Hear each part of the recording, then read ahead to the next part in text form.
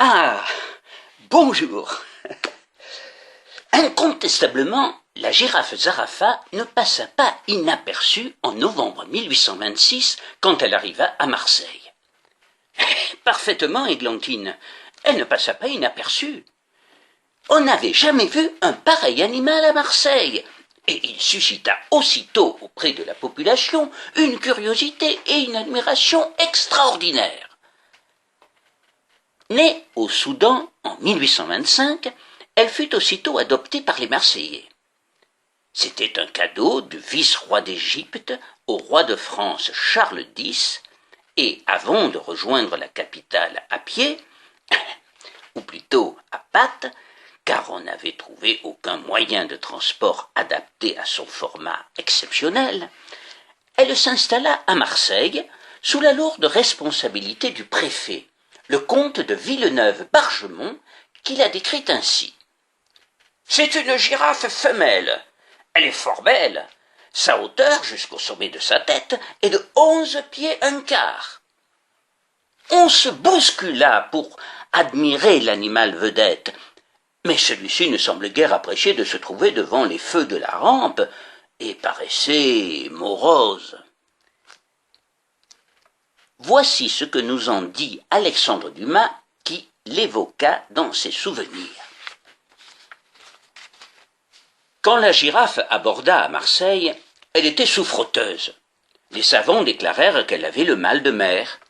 Mais son conducteur secoua la tête et expliqua tout bonnement, en éthiopien, que ce que l'on prenait pour le mal de mer était le mal du pays. Comme les savants n'avaient pas entendu un mot de ce qu'avait répondu le cornac, ils firent une grimace, inclinèrent la tête, réfléchirent un instant et répondirent qu'ils pourraient bien avoir raison. L'Éthiopien, voyant que l'on était de son avis, prit son animal par la corde et, à midi sonnant, sous un soleil de 35 degrés, il longea le bord de la mer et alla s'enfoncer dans les gorges du mont Redon.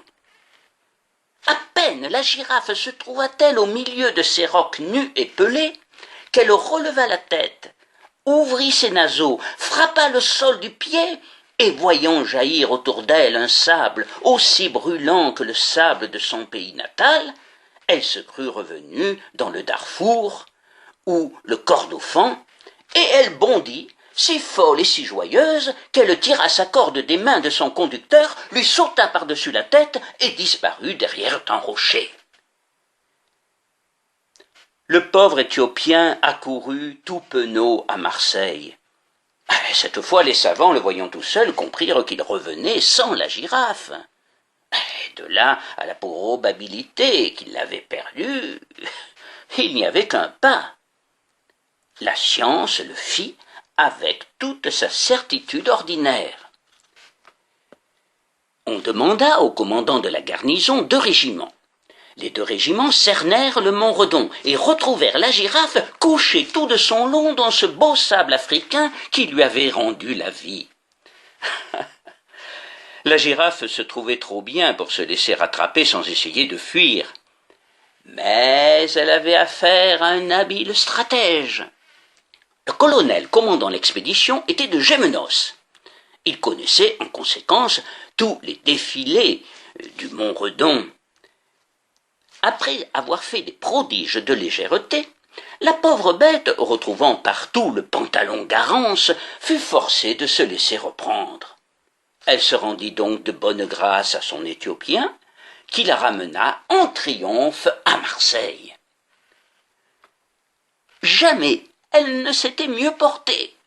Un jour passé dans les sables du mont Redon avait suffi pour lui rendre la santé. On sait qu'Alexandre Dumas croyait aux vertus curatives pour le corps et pour l'esprit du climat et des paysages de la Provence.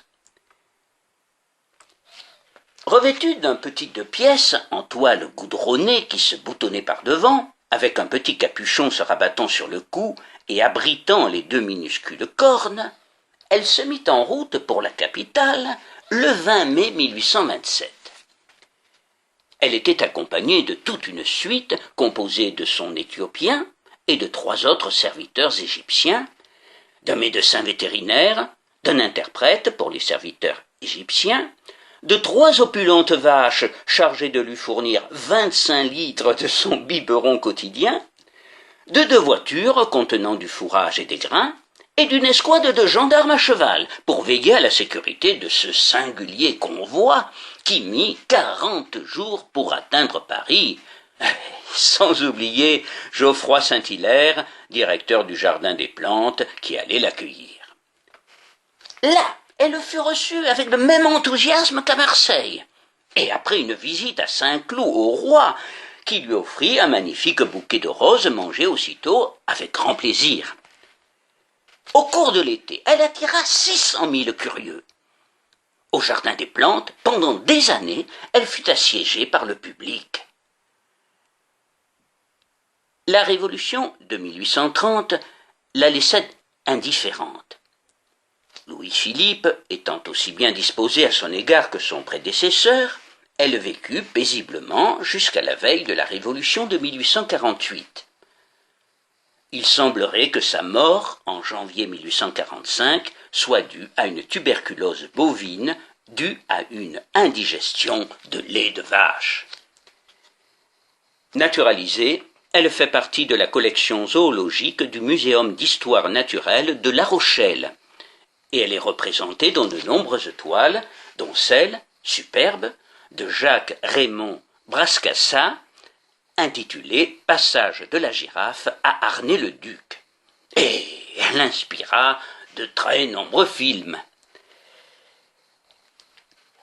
Pour tout vous dire, en fait, le nom de Zarafa, transcription d'un mot arabe signifiant à la fois girafe et charmante, ne lui a été attribué que dans les années 1980.